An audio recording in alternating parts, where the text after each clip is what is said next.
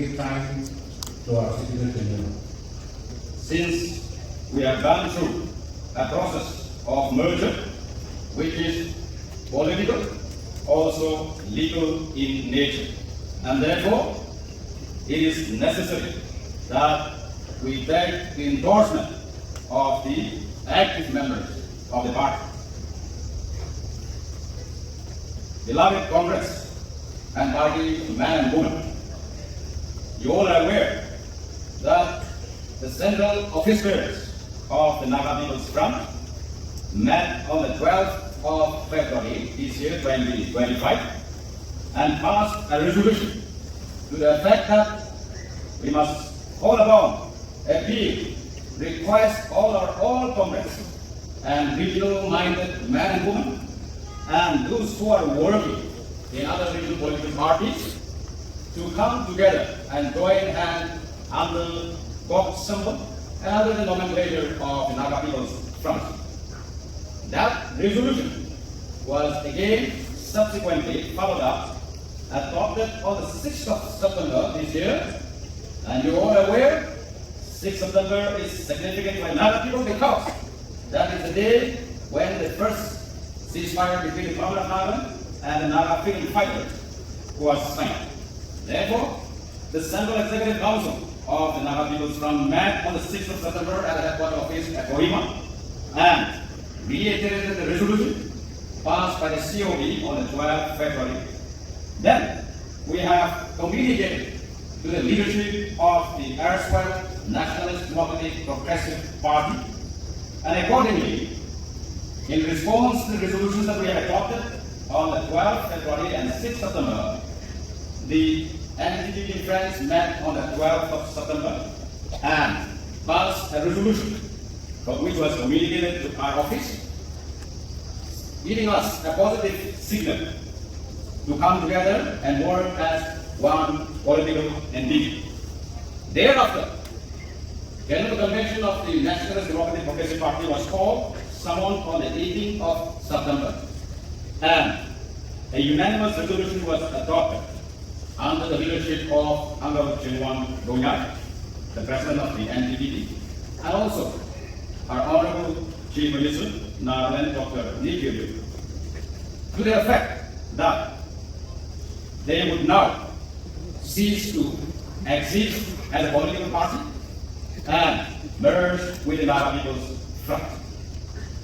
The decision of the political wing of the NDPP was endorsed, followed by the decision of the legislative wing.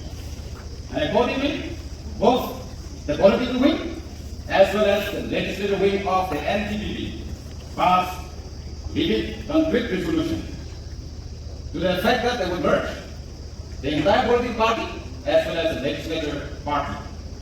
And accordingly, in terms and in consonance with the provisions which are enshrined, laid down in the NPF Constitution, this General Convention is being summoned, coinciding the 63rd foundation day of this party. And today, I stand here to take the endorsement of the active members present today through this General Convention that we all agree to the merger of both the political wing as well as the legislative wing of the NDPP to the Naga People's Front. Therefore, if you all agree, I would request all of you to kindly show your right hand. Please don't take down. There is an official photographer. The photographer will click all your beautiful faces, including your hands, which will be later on communicated to the Election Commission of India as a sign of endorsement of a total merger of both the political as well as the legislative wing of NPF to the NPF. Now therefore, I put the vote about the merger of NDPP to NPF, so kindly show your hand if you all agree. Please don't take down till the photographer finishes clicking your hands and beautiful faces. Thank you. I think that's all right. Now, I declare that the merger of NDPP to NPF is complete, validated, legitimized through this General Convention of the Naga People's Front. Thank you all. I, on behalf of the Central Office Bearers, once again welcome all the active members to this very historic party's convention. First and foremost, I thank God the Almighty for bringing all of us together in good health to this very significant and historic General Convention of the Naga People's Front. The NPF was formed on the 21st October 1963 under the presidency of Mr. A. and got registered with the Election Commission of India on the 29th November 1963. This convention coincides with the 63rd foundation day of our party. In its formative stage, the party was christened as Democratic Party of Nagaland, DPN. But adapting to the political dynamics of the changing times, the party is now called as Naga People's Front. Indeed, the party has changed its nomenclature as many as 7 times. DPN 1963, UFN, United Front Nagaland 1969, United Democratic Front 1972, Naga Nationalist Democratic Party 1980, Nagaland People's Council 1988, Nagaland People's Front 2002, and finally we are here together today as Naga People's Front, which was changed in 2011 under the initiative of our Honorable Chief Minister who is present with us, Dr. Nidhi. Nevertheless, the party's motto, that is Fede non armis, and the party's symbol, Fede non armis, the Latin catchword meaning by fed, not by arms, and the party's symbol, roster, remain unchanged, which is why this party is popularly known as Coke Party across the length and breadth of the Naga areas. Today, this party stands as the second oldest regional party in India and the oldest regional political party in the northeast. The party has its central office at Kohima, Nagaland as its headquarters, and it has state units in Arunachal Pradesh and Manipur. The central office is manned by the central office bearers, headed by the president and a host of committed party officials, both men and women. The COB is effectively assisted by the officials of the frontal wings, such as youth, women, farmers, minority, and press bureau. The COB is also backed up by the officials of the cells, such as legal, medical, public grievances, and social media cells. On all important policy decisions of the party's working committee, the core committee, and the Central Executive Council takes the final call. The present tenure took charge of the office with effect from 21st October 2023 and completes 2 years in office today, the 21st October 2025. During the past 2 years, the party has taken up various activities which I shall narrate in brief for the consumption of this august gathering and for report as well. As charted out in the calendar of activities, events, the state and the regional units has taken up various activities within their jurisdiction by organizing political seminars and interactions with the classroom workers, particularly with the youth and women. Similar activities were also initiated by the central frontal wings and cells, which has been recorded in this publication. The COP has tried its level best during the span of 2 years in office to strengthen the party, as the morale of the party's rank and file was totally down post-2023 Nagaland Assembly election. However, we did not poke down with the outcome of the 2023 election result. Rather, we drew strength from the old saying, failure is a pillar of success. And we moved on despite of many challenges. Be as it may, we once again decided to face the electorates at the outer Manipur parliamentary seat by fielding Mr. Kajoi Timothy Zimik, IRS retired, as the party's official candidate. In spite of our best effort, our candidate would secure only 299,534 votes, and we lost the fight. However, our vote share remains at 23.23 in the 2024 Lok Sabha election, in addition to the 5 sitting MLAs in the 12th House of Manipur, which has proven our party's strong presence in Manipur indeed. Upholding the opposition-led government, both in letter and spirit, the party have decided to support the official candidate of the DDA, Dr. Achumbemo Kikon, in the Lone Nagaland parliamentary seat.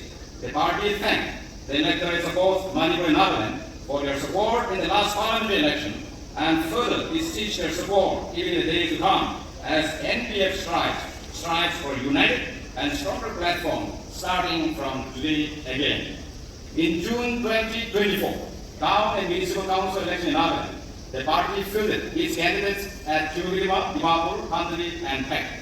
Nonetheless, the party could retain only Peck and Kandari town councils. But the good news is that from today onwards, our party tally has increased to 23 urban local bodies where we are running the government. Over and above, today is a victory day for our party as our strength has shot up to 39 NPF MLAs. That is, 34 MLAs in Nagaland and 5 MLAs in Manipur. Total NPF at the moment, the strength is 39 MLAs. And for which, politically speaking, NPF has once again become a strong entity which other political parties ought to have second thought to wrestle with us. Nevertheless, we should not remain complacent. Rather, we should all work extra mile to help the poor and needy, and also work harder to improve the living standard of our people who are expecting good governance through the consolidation of these two regional political parties. The COP has undertaken 4 programs covering the Manipur State Unit and all the divisions in Nagaland. In the first phase of the tour, the COP covered the divisions in Nagaland. The party had organized protest rallies against the scrapping of the Free Movement Regime, FMR, and border fencing at Dongwa, Mon District, IDC Tang Pansha, Noglak District, and IDC Awangkum, Milori District. The party believes that Naga people are one and shall remain one. Therefore, any further division of our people and our land is not acceptable, and we shall vigorously resist with all democratic methods. The party will continue to oppose any decision or any attempt to construct fencing in the so-called international boundaries by the government of India or any other international agencies.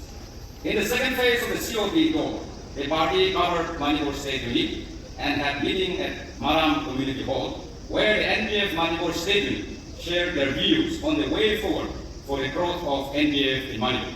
The NPF Manipur State Unit also expressed their fear and apprehension over the imposition of President's rule in Manipur. As for the NPF, we strongly believe in running the affairs of the state by the popularly elected government and not directly from Delhi. And hence, we denounce the imposition of President's rule in Manipur. The party urges Government of India to restore popular government as the state assembly is still kept under suspended animation. The party has also attended in all the events and important meetings organized by the Election Commission of India, both at the state as well as at the national level. The party do not subscribe to the idea of one nation, one election, as this methodology, if implemented, would pose a grave threat to the regional parties. The party has a strong apprehension that a national agenda would override regional concerns, and in the long run, it will be like communist style of government, where one party rule is predominant. The present system of first past the post will be replaced by a least party proportional representation if the convoy is put in place, which will not be suitable for a big nation like India, having huge population with innumerable villages. As such, the party has submitted a memorandum to the high-level committee on one nation, one election, strongly opposing the concept of one nation, one election. The party has interacted and submitted memorandum to the 16th Finance Commission during their visit to Kohima in November 2024. It was made clear to the visiting team of the 16th Finance Commission that although Nagaland is the second oldest state in the northeast region after Assam, it still lagged behind in developmental aspects. The party pointed out that Nagaland was left out in the initial 5-year plan due to unresolved Naga political issue, and even after creation of statehood, political turmoil and uncertainty continues, and therefore, Nagaland state will not cope up with the rest of the states in India. As a matter of fact, the 16th Finance Commission ought to take cognizance of this political reality and be magnanimous in their recommendations for adequate allocation of budget for the state of Nagaland. Some areas of concern highlighted to the 16th Finance Commission are infrastructure, road, agri, education, power, and health sectors. Naga political issue is one of the topmost agenda of this party, as the pioneers of this party have set the record straight, even to the extent of resigning from the assembly seat in 1964 in order to facilitate peace process and political dialogue between the Naga freedom fighters and the government of India. the political stand of this party is consistent and it has not changed from its original policy of resolving another political issue through peaceful means by strictly adhering to our party motto, the Latin catchword, fede non arms, meaning by fact, not by arms. Towards this endeavor, the party has passed various resolutions for early, honorable, acceptable, and inclusive solution. One significant step taken during this period of ours is supporting the opposition-led government with a view to effectively facilitate the ongoing peace process and also to send strong and positive message to Naga people for one unified way on the Naga political issue. Even our two parties coming together in one platform is another positive message to those who are yearning for peace and reconciliation within our society by burying our petty differences. In order to refresh our memory, I have intentionally reproduced some of the key resolutions adopted during the time of United Front Nagaland, the UDF, NDPP, and NBC in my report, especially for the knowledge of the new intent of this party, so that all of us will be reminded the consistent stand of the party, particularly on the Naga political issue. During the past 62 years of its existence, the party has come across so many historic moments. But today's General Convention, ladies and gentlemen, is one of the most significant and memorable moments of this party. This is because many of the old comrades, accompanied by new faces, are with us today in response to the COP and CS resolution dated 12 February 2025 and 6 September 2025 to strengthen the party. Similar resolutions were also adopted in 1988 during the NDPP time, and I felt it necessary to quote here. Resolution 2. The NDPP notes with serious concern the utterance of the Prime Minister at Kohima on December 1, 1987, where he had threatened to crush by force any or all underground elements. Such policy has failed in Nagaland in the past and has instead brought untold miseries to the people, and a policy which has been proved a failure cannot work in future. The NDPP therefore urges upon the government of India to review its policy on this issue in regard to Nagaland, which has its own peculiar problem. Resolution 3. The NDPP firmly believes that the peculiar problems facing Nagaland,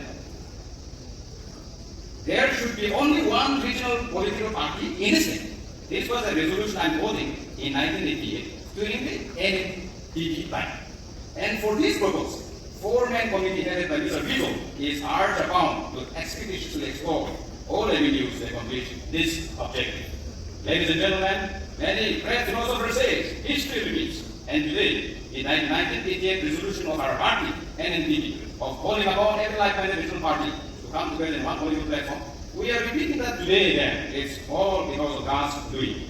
As our people yearn for peace, unity, and reconciliation, I am convinced that we have taken the right step in making these two political parties into one platform. As Henry Ford reminds us, coming together is a beginning, keeping together is progress, working together is success. I am also convinced that our coming together is not only our interest alone, but a genuine fulfillment of the desire of our people to have only one regional party, since our problem is peculiar, as rightly asserted by our party during the NDPP era. And therefore, when we have the good wishes from our people, both young and old, we shall not fail them. This will be our commitment.